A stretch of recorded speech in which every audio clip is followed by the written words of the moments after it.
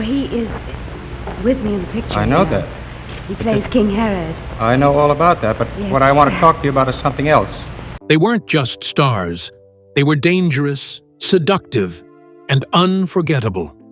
These women used beauty, charm, and raw power to rise through the golden age of Hollywood, leaving behind broken hearts, ruined careers, and scandal that still echoes today. So, what made them so irresistible and so feared? From secret affairs and public breakdowns to murder trials and silent revenge, these stories are more shocking than the movies they starred in. This isn't just old Hollywood glamour. This is a countdown of the 20 most dangerous seductresses who knew how to work the system. And everyone in it. Stay till the end. Rita Hayworth. She was Hollywood's dream girl, the ultimate fantasy in satin gloves. But Rita Hayworth, the woman who lit up Gilda with one sultry glove peel, spent her life haunted by the very image that made her a star. Born Margarita Carmen Cancino, Rita's transformation was extreme. Studio execs raised her hairline with electrolysis, dyed her dark hair red, and taught her to smile like a seductress. And it worked. Gilda turned her into the most desired woman in the world. But inside, Rita was falling apart. "Men go to bed with Gilda, but they wake up with me," she famously said. That one quote told the whole truth. The world wanted the fantasy, but Rita was real and human and tired of pretending. Off-screen, her love life read like a tabloid fever dream. 5 marriages, affairs with millionaires, a high-profile romance and marriage to Orson Welles, followed by a scandalous union with Prince Ali Khan, heir to a religious dynasty. Hollywood loved the headlines, but Rita just wanted peace. Behind the sparkle, she was deeply insecure, constantly manipulated by studios and husbands alike. They sold her as a goddess, but treated her like property.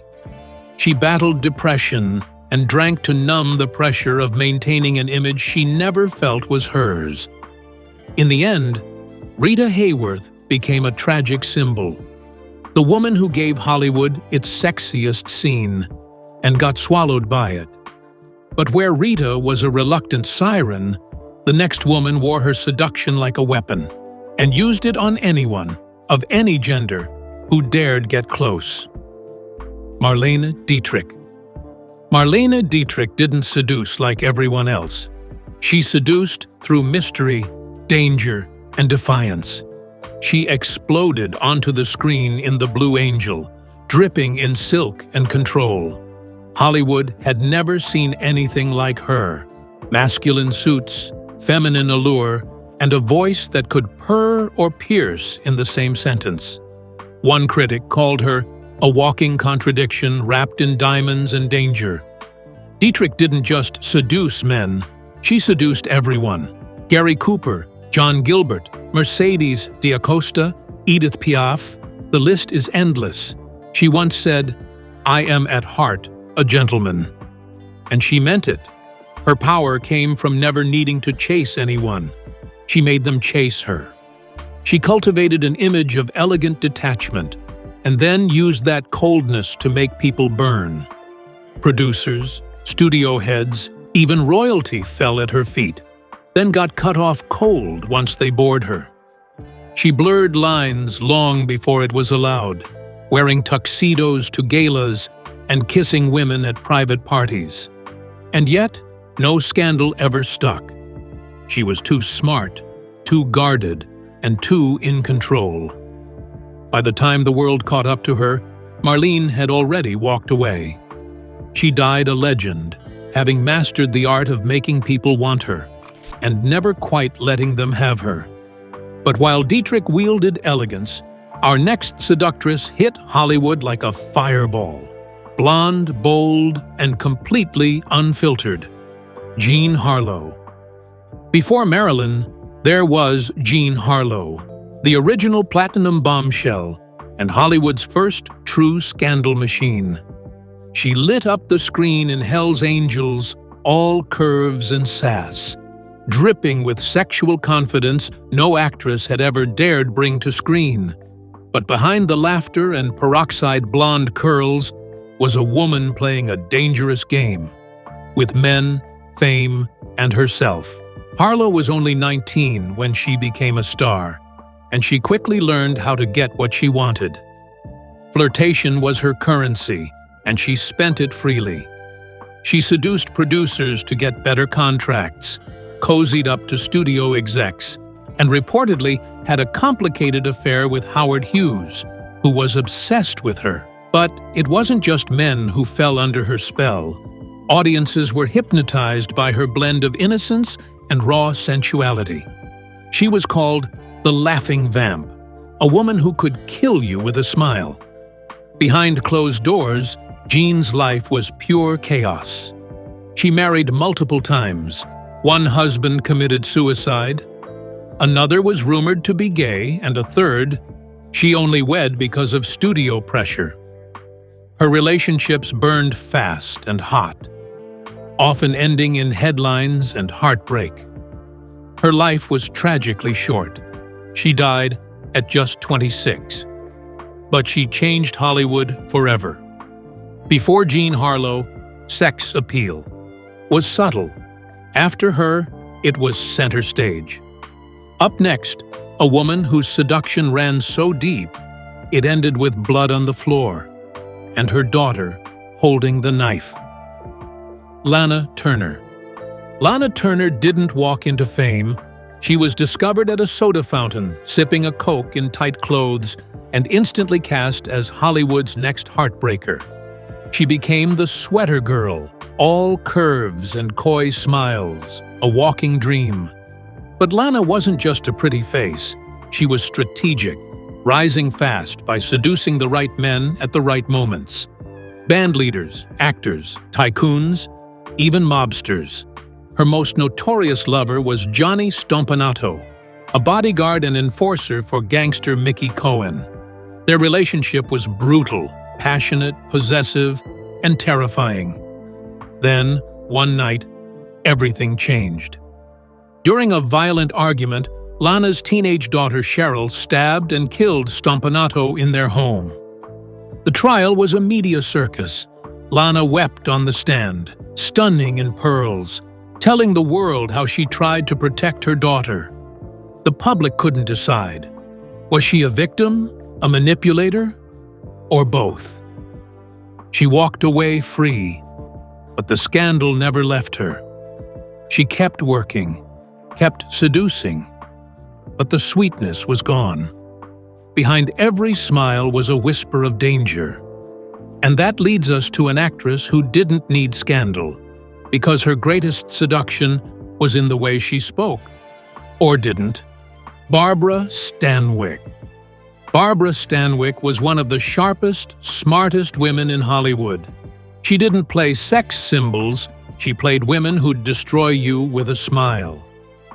In Double Indemnity, she delivered one of the most iconic femme fatale performances in film history. Blonde wig, anklet, blank stare. She seduced a man into murder with nothing but silence and a stare. And that power wasn't just in her characters. Off-screen, Stanwyck was known for being intensely private, controlling her image like a business. Rumors swirled of secret relationships, both romantic and strategic. She married actor Robert Taylor, but many believed it was a studio-arranged cover-up to protect their public personas. She didn't chase roles, she negotiated them. She could be cold, calculating, and fiercely independent. Producers learned fast. Don't underestimate Barbara. She's not here to flirt. She's here to win. She never saw herself as a seductress, but that was the trick. Her seduction came through confidence, intelligence, and subtle dominance. She could walk into a room and own it without taking off a single glove.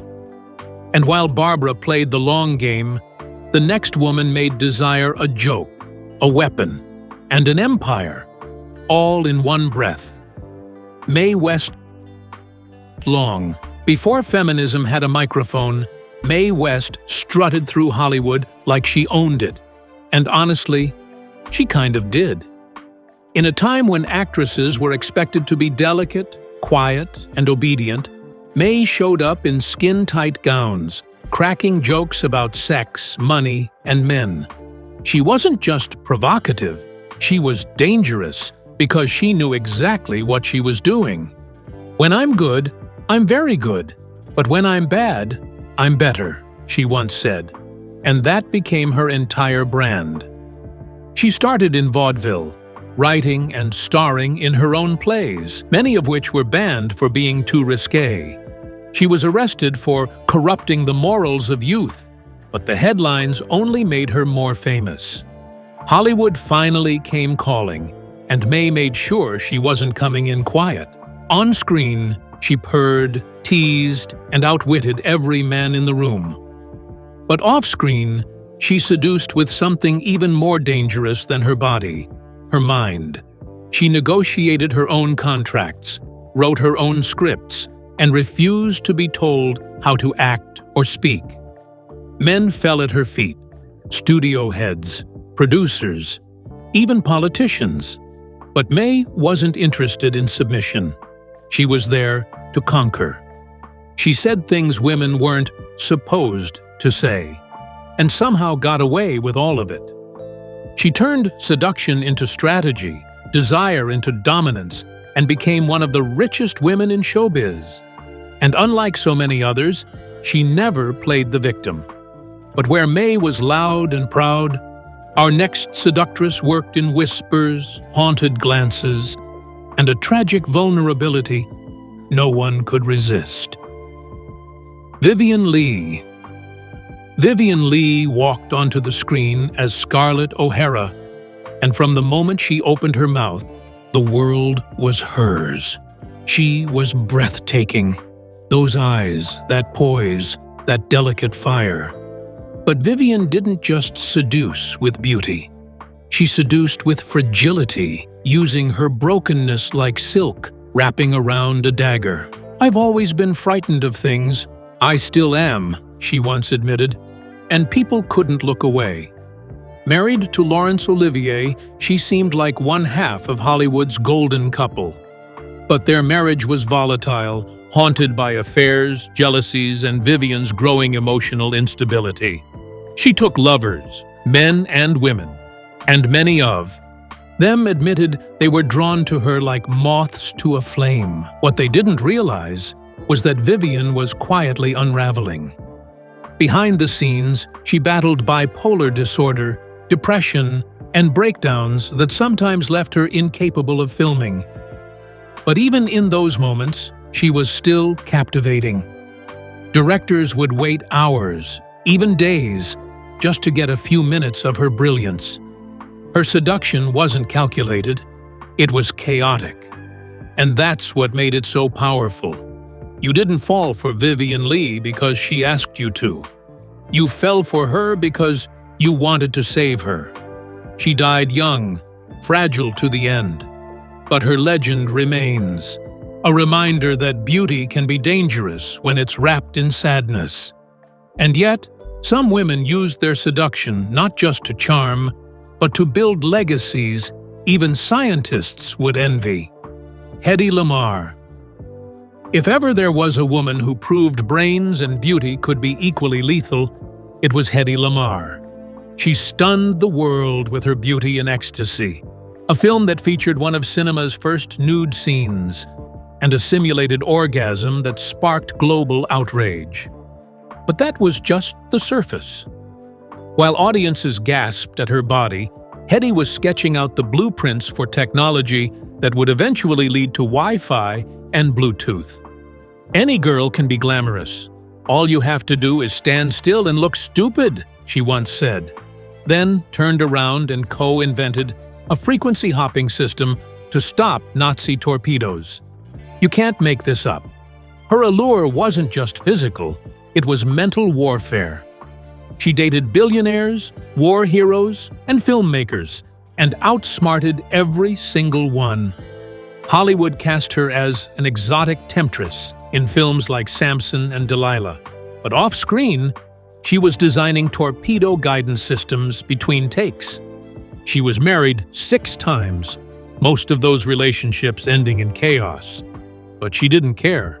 Her love life was just another experiment. Her real obsession was breaking through barriers that tried to trap her in a stereotype. Hedy Lamarr seduced the world into underestimating her. And then, it rewrote the future. But for the next woman, seduction wasn't strategy. It was survival. And she wielded it like a blade. Elizabeth Taylor. When Elizabeth Taylor looked at you, it was over. Those violet eyes, framed by jet black lashes, could turn kings into fools. And they did.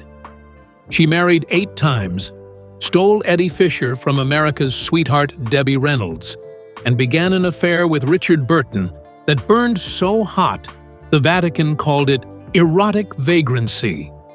Liz didn't care.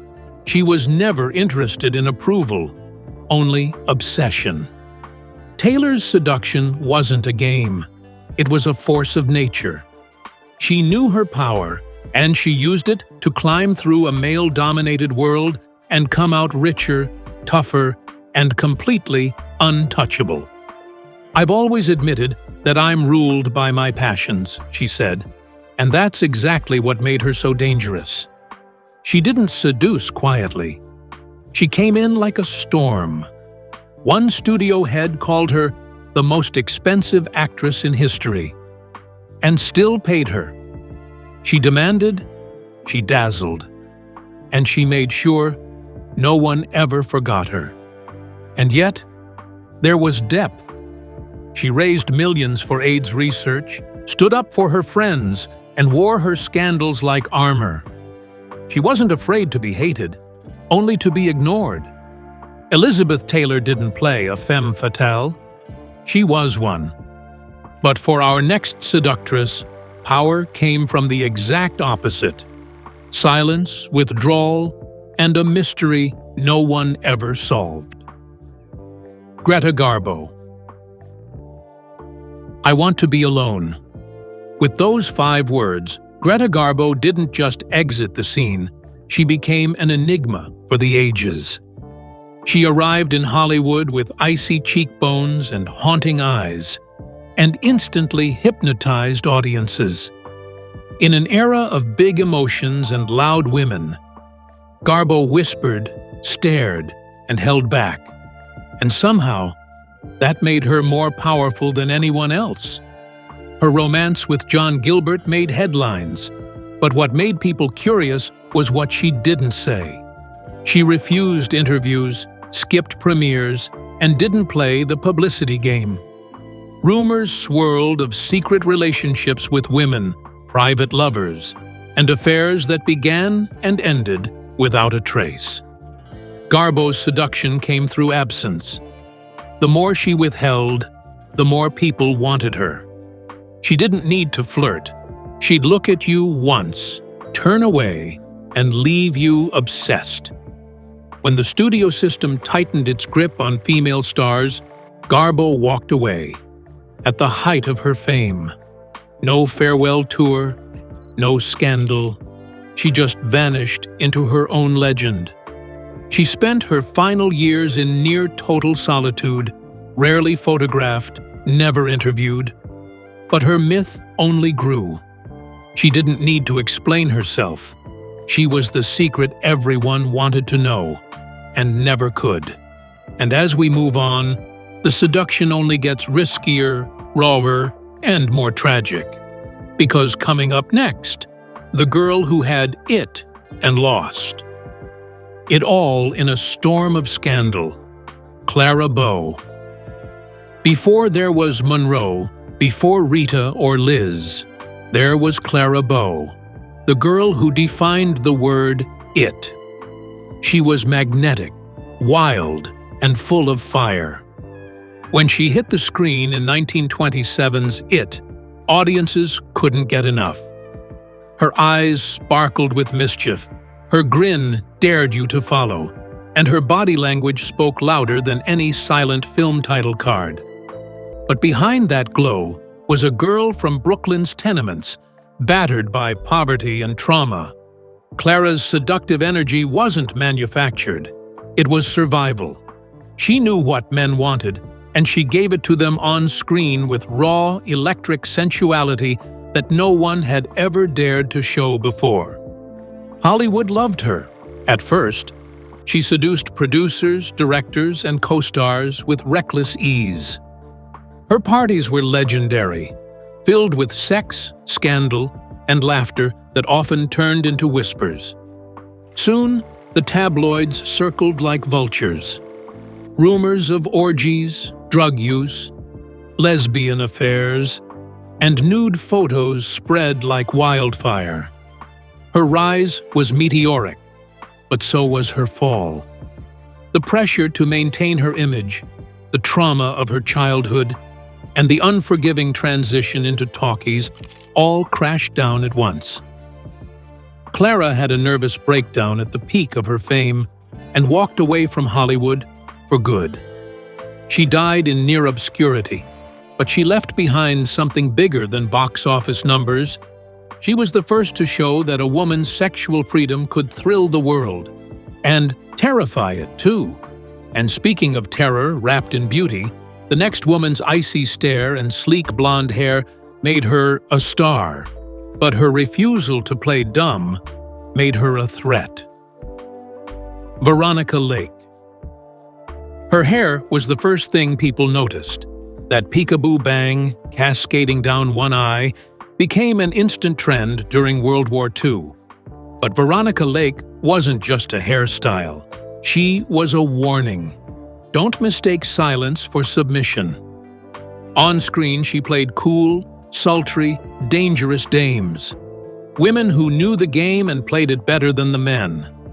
Off-screen, she was just as sharp. Directors found her aloof and stubborn. Co-stars said she was cold. But the truth was, Veronica didn't like being told what to do. And in the studio system, that made her a problem. She seduced with distance, with a calm, unreadable face, and a refusal to charm just for the sake of it.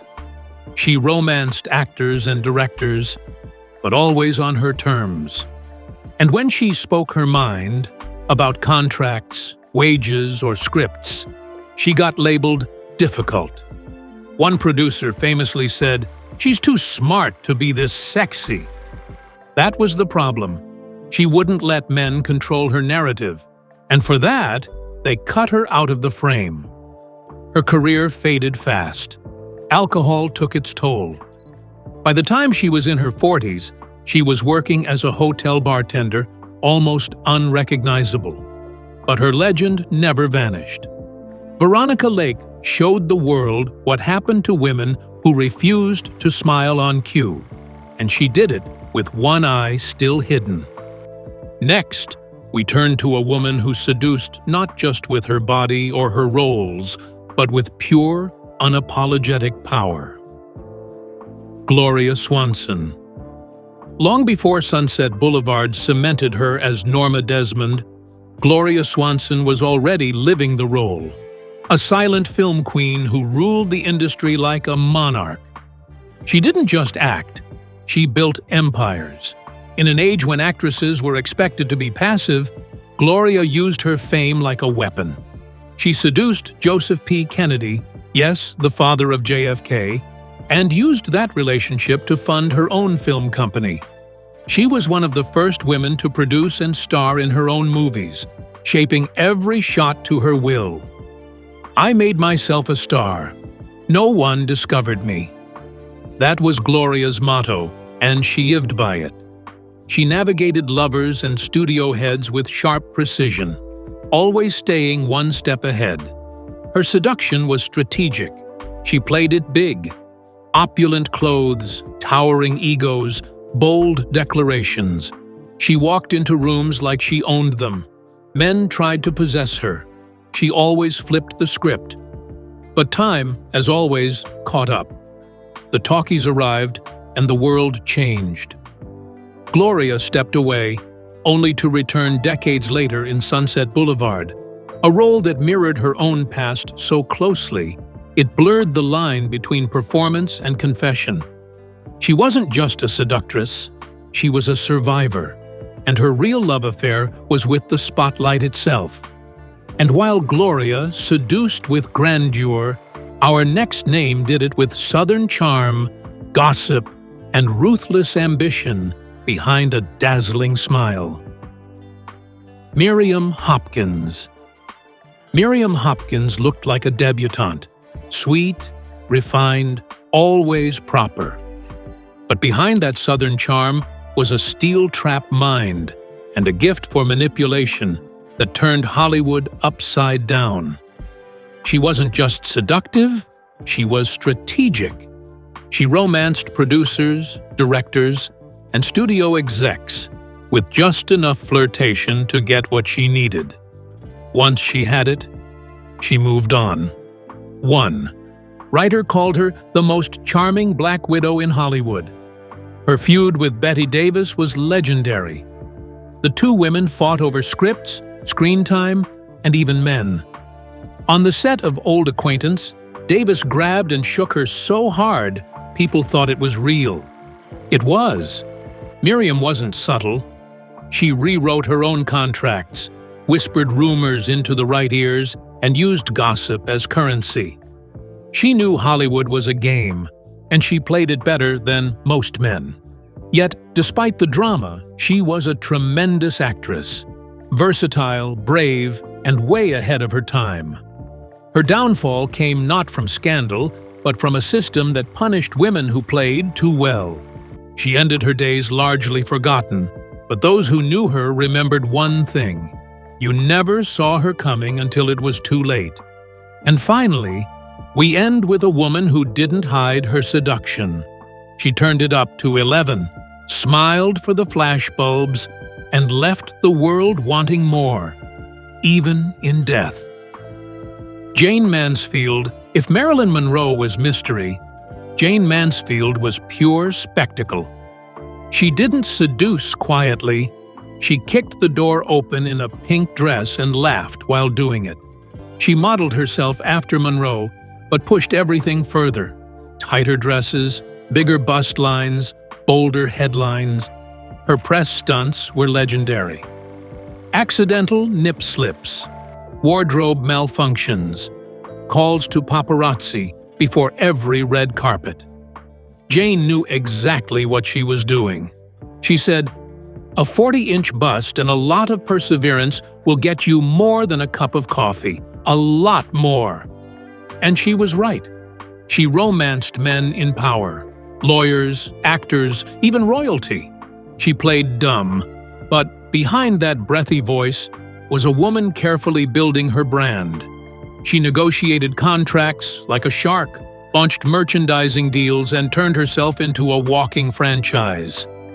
But the spotlight she chased so hard eventually burned out. Hollywood labeled her too vulgar, too loud, too much. Roles disappeared. She started playing in B-movies and Vegas shows, still clinging to the sparkle. Her death was as shocking as her life. A gruesome car crash at just 34. But Jane never truly disappeared. She became an icon of outrageous femininity, the woman who turned sex into strategy, and always left the room with the last laugh. And there you have it, 20 iconic women who didn't just light up the screen, they rewrote the rules. If this video gave you chills, surprises, or a new favorite femme fatale, hit like, subscribe, and drop a comment with your pick. Thanks for watching, and more Hollywood secrets are coming soon.